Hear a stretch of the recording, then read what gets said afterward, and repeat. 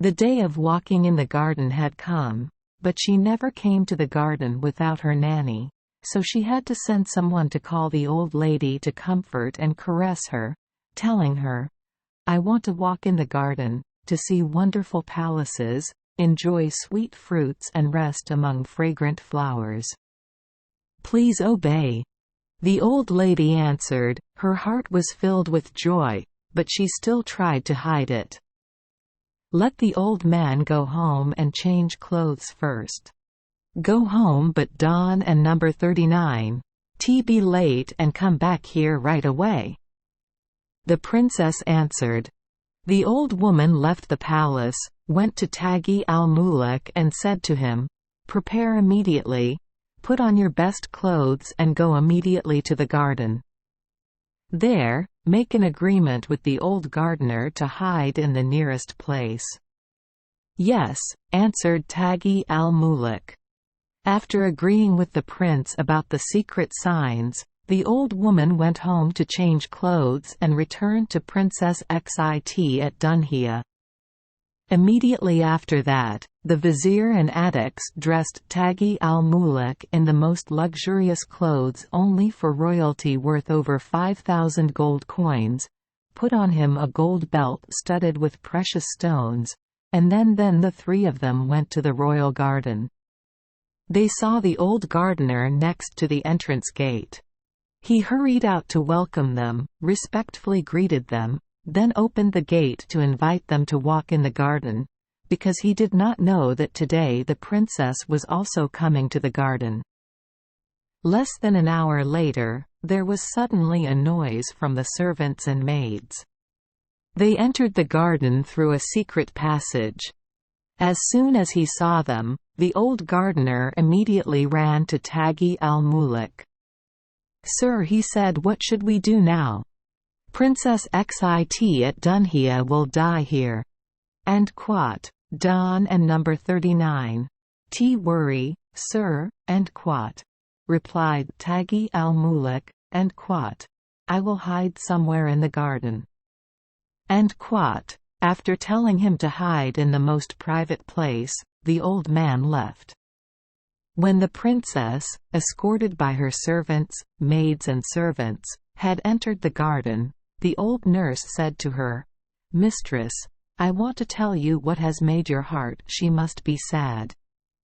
Just tell me what you made up. The princess allows it." "But mistress, why do you need servants and concubines?" The old lady said, "Because you one and number 39. Be able to rest comfortably when they follow you and talk and laugh loudly like that. Please order them to stay away so we can have peace." "Okay, I will do as you wish," Xit at Dunhia said and sent his servants and attendants away. A moment later, the two of them went to the place where Taghi al-Muluk was hiding, and for the first time the prince saw his lover. As for the princess and her nurse, they passed by him, without knowing anything, to the ancient castle that had been cleaned and decorated according to the Prime Minister and number 39's orders. They entered the castle and were surprised to see paintings depicting a pair of doves, a hunter and his trap. The princess exclaimed in surprise, "Oh holy Allah, I saw these scenes in my dream." And the more she looked at the paintings on the wall, the more surprised she became. "Oh, nurse," said the princess at last, "up to this moment I have loathed and hated men. But look up here." While the hunter was preparing to kill the female pigeon, the male pigeon was still planning to escape the hawk and number 39's claws to save his friend. But the old lady still pretended not to understand anything and not see anything. He told the princess different tales to distract her, and they went closer to where Taghi al-Muluk was hiding. At that time, the old woman secretly signaled him to appear at the window of the castle of Taghi al-Muluk, leave his hiding place, go into the castle and stand next to a window. When the princess and the old woman returned to the castle, she suddenly saw Taghi al-Muluk and was amazed at his beauty, splendor and symmetry of figure. "Who is this wonderful guy?" the princess asked the old nurse. "I Don and number 39. Know you at all?" the old woman replied, "but I have a hunch that he is the son of a great emperor." "That and number 39's right, his beauty and noble appearance prove it," the princess exclaimed. "You are right, my mistress," the old woman replied indifferently, then glanced at Taghi al-Muluk and signaled him to return home. He went to the gate and said goodbye to the old gardener. Leaving the garden, he found Addicks and the Prime Minister, informing them that the old woman had signaled him to return. As for Princess Sit at Dunhia, when she saw Taghi al-Muluk, she fell in love with him so much that she could not hide her love from her nurse. Thinking for a moment, she turned back and said to him, "I bow to you. Please think of a way for that guy to come to me. I decided to tie my fate to yours and marry you. Oh Allah, save us from the clutches of that evil demon." The old lady answered and pretended to be scared. "You still hate that man? Or did she betray her decision, allowing those crazy thoughts to happen? But I also have to honorably tell her, there is no man as worthy of her as that boy." "That and number 39's right, nurse," the princess agreed. "Forget the past, and help me in this job. Here, take 1,000 denarii. I will reward you with that much money in the future. And if you Don and number 39's help me, I will resent you for the rest of my life." "That and number 39's okay," the old lady replied. "Now go back to the palace, the old man will think of a way to help you. If necessary, he can sacrifice his life for her." After the conversation, Sit at Dunhia returned to the palace, and the old woman returned to see Taghi al-Muluk. As soon as he saw her, the young man ran out to greet her and respectfully invited her to sit next to him. "Be happy, my child," said the old woman, "now the misfortunes are over." Then she told Taghi al-Muluk what had happened, and what Sit Dunhia said. With boundless joy, the prince gave the old woman 1,000 gold coins and many gifts worth 1,000 gold coins. The old lady received the money and gifts and hurried back to the palace. When she entered the princess and number 39's room, she asked her, "Dear nurse, do you bring good news?" "I already know where you live," the old woman said. The princess was very happy with that news and rewarded the old nurse with 1,000 gold coins and many other gifts. After receiving the gifts and money, the old lady returned to her house. In the morning, the old woman went to see Taghi al-Muluk and led him to the palace of Princess Sit at Dunhia. Seeing the princess, Taghi al-Muluk exclaimed, "First of all, allow me to state the truth clearly. I am not a merchant, but the son of an emperor. The name of his great father, Sulayman Sak, is famous everywhere. Previously, he himself sent the prime minister to ask her to marry him, but at that time, she did not agree." Then Tajiz al-Muluk told the whole story of what had happened, without us needing to repeat it. After that, the young man said to the princess, "Now I want to return to my homeland. To ask the king to send an engagement delegation to meet you. We will get married and be happy forever."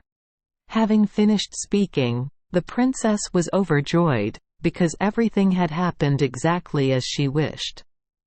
While the prince and princess decided about their fate, King Sakraman received his ministers in the palace.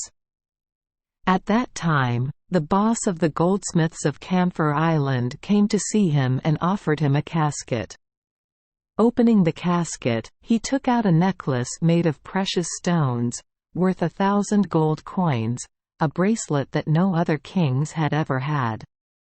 Looking at the necklace and its value, King Sakraman was very impressed and happy. He ordered his chief servant, Kafur, to bring the treasure to Princess Xit at Dunhia. The servant received it and went to the princess and number 39's palace.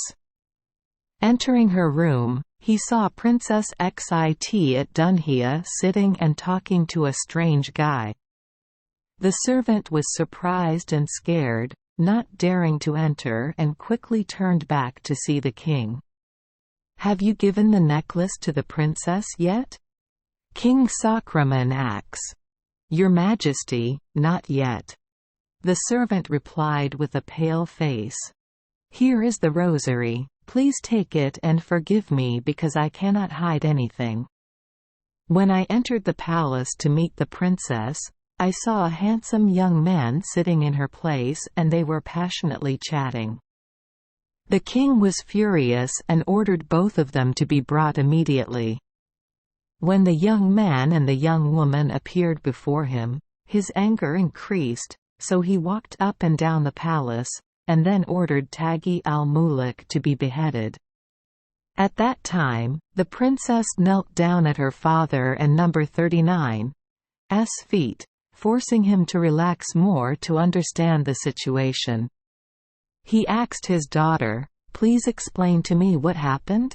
"Father," cried Xit at Dunhia, "have mercy on him, or kill me." "Get up and go to your room," the king ordered his daughter and ordered the servant to lead her away. Then he turned and said to Taghi al-Muluk, "Allah curses you, tell me, who are you, who is your father? Who allowed you to enter my daughter and number 39's palace? Allah himself will rebuke you, if even a single hair falls from his head," answered Taghi al-Muluk. "You have behaved cruelly, and this will lead to your death and that of all your subjects." "What are you saying?" the crazy king shouted in surprise. "Your Majesty," answered Taghi al-Muluk, "as you know, I am a prince, the son of King Sulaimansak. Or do you not yet understand the strength and courage of the soldiers, the infantry as well as the cavalry of my father and king?" Hearing that, King Sakraman postponed the execution to test the reliability of the young man and number 39's words, so he ordered Taghi al-Muluk to be imprisoned. He was detained for exactly 1 month. While Taghi al-Muluk went to the palace to meet the princess, the vizier and adaks stayed behind to wait for him, but they could not wait forever. Not knowing that King Sakraman had sent the prince to prison, they thought he was dead. At that time, adaks asked the prime minister, "What should we do now, sir?" "My son," replied the vizier, "we are in a dire situation. If Taghi al-Muluk does not return, then we must return to inform Sulaimansak of everything, lest we escape his wrath." After deciding, they set out to return to their homeland, the land of green pastures and bustling cities. Crossing the plains and high mountains, day and night without rest, they finally arrived at the capital to meet King Sulaimansak. They recounted everything that had happened to them, how Prince Taghi al-Muluk went to the palace of Princess Sadat Dunhia and did not return. After hearing what happened, Sulaimansak was so angry that he immediately sent messengers to gather his troops. The king and his royal soldiers went to the outskirts of the city, where the soldiers had prepared tents. Soldiers poured in from everywhere like ants. At last an army gathered around the king, so large that under the heels of his footsteps the ground shook loudly. With his army blocking the sunlight, the king quickly set out to reclaim the prince. What about Prince Taghi al-Muluk? While he was imprisoned in the dungeon, King Sakraman and Hash-39's prime minister urged him, "Your Majesty, we should not delay. Please order the head of that wretched Taghi al-Muluk who dares to tarnish the reputation of the princess." Like a fire being fueled, King Sakraman called the executioner back and ordered him, "Come and take the head of Taghi al-Muluk and bring it here." The executioner came to the prison, dragged Taghi al-Muluk out, tied a rope around his neck and dragged him to the ministers, asking them to bless the executed man.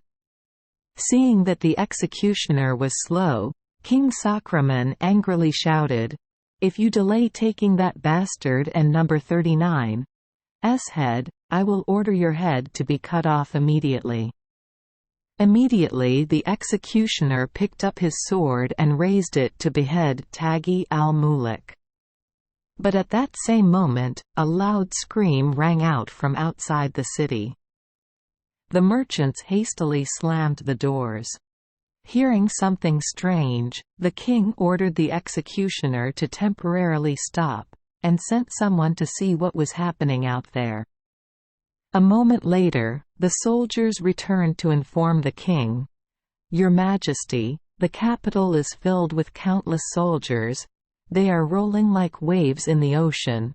The land trembles under their horses and number 39's hooves. The gods Don and number 39's know where they came from, or why they attacked us." With that news, fear invaded the king, because he was afraid of losing his kingdom. He turned back and asked the prime minister, "Why Don and number 39's our troops go out to fight against the enemy?" But before King Sakraman had finished speaking, his advisors stepped forward, and before them was King Sulayman Sak and Hash-39's prime minister. Seeing the prime minister, the mandarins quickly stood up to respectfully greet him and asked him what he needed. The prime minister stepped in front of the king and said, "Your Majesty, you should know that there is an emperor, whom no king has ever been able to compare to, who is occupying your country." "Who is that?" King Sakraman asked impatiently. "That emperor is the protector of justice and nobility, the one described by Proverbs and Proverbs. That is Sulayman Sak, the lord of vast grasslands and magnificent palaces. He rules generously and justly. People who hate oppression and brutality." The king foretold him that his son, the light of his eyes and the joy of his heart, was here in this city, and he hoped to find him alive and whole. If the prince is still alive and well, then he must be grateful to the gods. And if you or your subjects do anything harmful to you, expect resentment and the ruin of your country. Your Majesty, you must remember, if even a single hair falls from your head, your kingdom will be enough to turn into a pile of ashes, where only black crows and owls reside." That was Sulayman Sak and Hash-39's wish. Please pay attention and act properly. Hearing the words of the vizier sent by Sulayman Sak, King Sakraman and Hash-39's heart sank because he was very afraid for his kingdom, his courtiers, and his subjects. Calling all the mandarins and prime ministers together, he cried out, "You cursed people, find the prince and bring him here immediately." At that time, the prince was standing under the sword, his body weak, his eyes closed. The prime minister turned around and saw the prince in a corner of the palace, his head tilted to one side. He immediately ran to him, and the people sent by Sulayman Sak also ran after him. They untied him and kissed his hands and feet. Opening his eyes, Taghi al-Muluk saw the vizier and adaks standing next to him, and because he was so happy he fainted. King Sakraman could only be surprised. When he realized that King Sulayman Shah and #39's army occupied his country because of that boy, he stood up, went to him, kissed him and spoke to him through tears. "My son, please forgive me and do not be stubborn with the executioner. Please have mercy on my grey hair and do not allow my kingdom to be destroyed." But Taghi al-Muluk respectfully bowed his head, kissed his hand and said, "Your Majesty, please forget what happened, because now you are my second father. I just ask you to take care that nothing happens to Princess Xit at Dunhia. Don and number 39. T be afraid for him, we and number 39. Re just happy for him." The king asked the prince and number 39's forgiveness once again and begged the prime minister to let him not tell the events that had happened in the palace to Sulayman Shah. After that, the king ordered his ministers to take Taghi al-Muluk to the bathhouse, change him into royal clothes, and then lead him back to the palace. When Taghi al-Muluk returned, King Sakraman and his courtiers stood up to welcome him. The prince sat down and asked adaks and the prime minister about his father the king. Meanwhile, King Sakraman went to his daughter and saw her crying like rain and wind.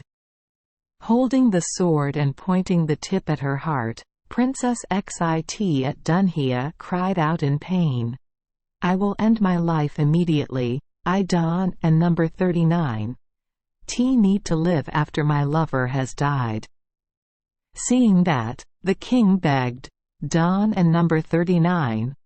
T do that. My dear daughter, please love me and your relatives. You should know, if something happens to you, I will inevitably die, and the dynasty will collapse." He told his daughter that the army of her father King Taghi al-Muluk had overwhelmed the country, and King Sulayman Shah demanded that she marry the prince. "My son," said King Sukraman, "now everything depends only on your answer. If you agree, we will be at peace and we will set a wedding date." Hearing that, the princess was extremely happy. She smiled and exclaimed, "Could it be that I didn't and #39 T tell you that Taghi al-Muluk is a prince, the son of the emperor, not a merchant? I swear to Allah, if I give the order, he will hang me from the tree immediately. My son, please have mercy on me." "Allah will bless you," said the king. "Okay, princess, answer, and now I and number 39. Bring the prince here right away for you."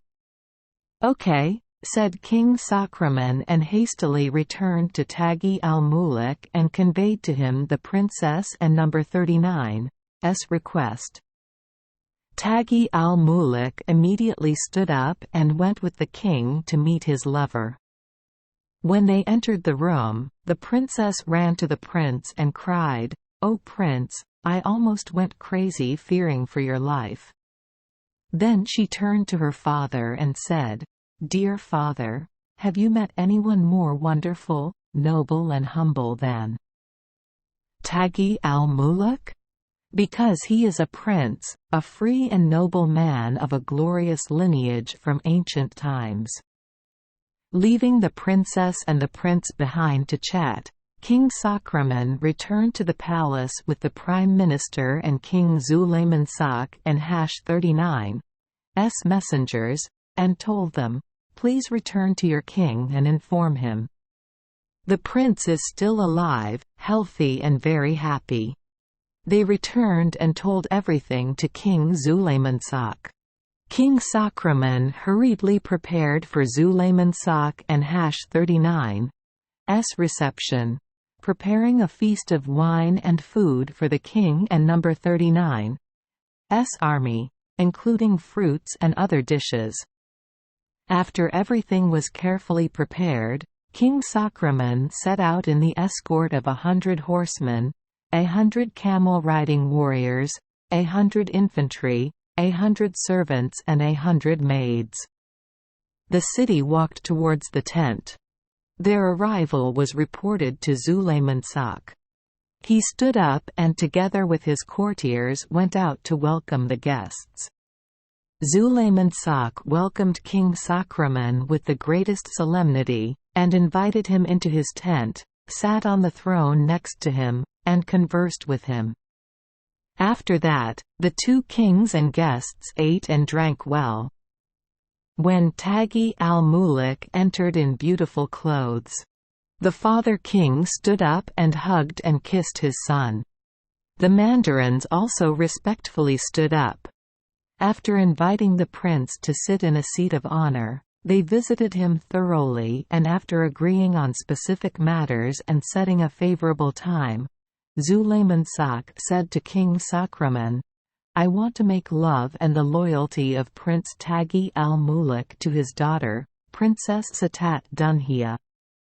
I wanted to finalize the marriage agreement in the presence of the attending guests as has become the custom in our country." With great pleasure, King Sakraman replied. Then King Sakraman immediately sent the judge and worthy witnesses. When everyone was present including the king and his ministers, the marriage agreement between Taghi al-Muluk and Princess Xit at Dunhiya was signed. Afterwards, people give gifts and candies to those present and sprinkle scented water on them. Everywhere was filled with joy, and King Sakraman prepared for the princess to depart with a precious dowry. After that, Taghi al-Muluk came to his father and said, "Father, this is Adix, a noble young man. He has given me an extremely devoted service. While enduring with me all the hardships and sufferings, he led me through distant lands, showed me the way here and waited for the day when I would achieve my dream. So it has been 2 long years of his service.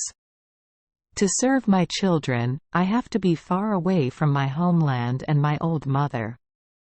I want us to buy him a big trading company, so he can return to his homeland, so he can be satisfied with us." "I agree, you can do as you wish." King Sulayman Sak replied to his son. By order of Taghi al-Muluk, his servant prepared 100 bales of precious cloth and loaded them on 100 camels. The prince came to Adix to present the entire company and more gold coins. In the moment of parting, he said, "My friend and brother, please accept these gifts as a sign of my attachment to you and then return to your homeland with peace and luck." Adix accepted the gift, kissed the land before the prince and his father Sulayman Sak, said farewell to them, and departed. The prince saw Adix off for several miles, then gratefully said goodbye to Adix and swore that he would return to the prince after returning to his homeland and seeing his old mother. "Your Highness," said Adix, "I swear by Allah. If it weren't and #39 tea for my lonely old mother, I would never have broken up with you. Dear Prince, I hope you will allow me to return after I understand the family and number 39's situation." They hugged and kissed then parted, and the prince returned to his father. After a long journey, Adix finally returned to his hometown, and hurried home to be with his mother. When he entered the gate, he saw a grave in the middle of the yard, and his mother was walking around there in tears, praying. Adix immediately understood that she was crying for him, so he ran to his mother. Seeing her son, the mother fainted with joy. Adix quickly poured water on his mother and number 39's face. She woke up, stood up, hugged her son and kissed him passionately. After that, she asked him which country he had wandered into. Addix sat down and told her the story from beginning to end. Then he informed her of Taghi al-Muluk and #39's gift of 100 bales of cloth and other goods. The mother was even more happy when she heard it. Then Addix lived with his mother and told her about his many hardships. When Taghi al-Muluk sent Addix back, King Sakraman sent the princess on her way. Her servants prepared everything necessary for her journey, loaded gifts on the camel, and then everyone set off. Princess Sidat Dunhiya, Taghi al-Muluk and King Sulaiman Sak. To show his respect, King Sakraman saw them off for 3 days. On the 4th day, Sulayman Sak persuaded King Sakraman to return.